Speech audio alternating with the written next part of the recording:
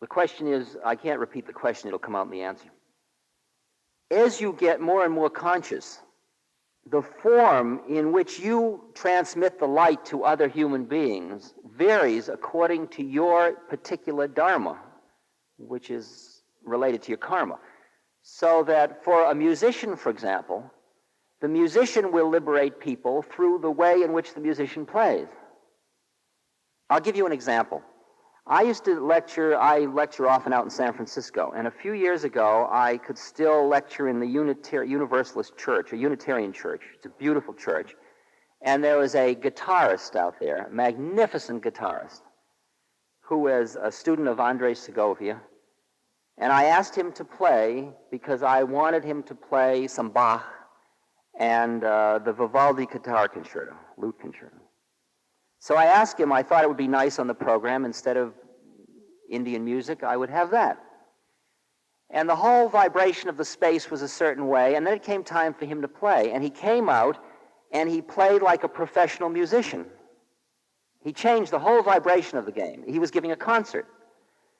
And the whole thing, at the end, everybody applauded, which the whole vibration had been completely weirded by him. Right? He didn't understand that. I mean, he's a beautiful guy, but he just didn't understand that.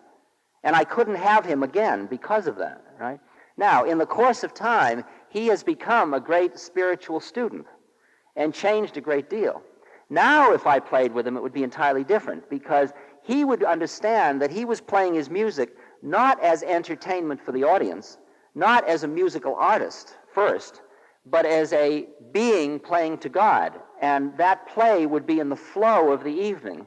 And others, when they listened to it, wouldn't be caught in being entertained, but they would be, through his music, be liberated to what Bach was hearing when Bach wrote the stuff in the first place. Do you understand what I'm saying? In this case, he can stay playing his guitar all the way through. He doesn't have to change he doesn't have to go teach the spirit, right?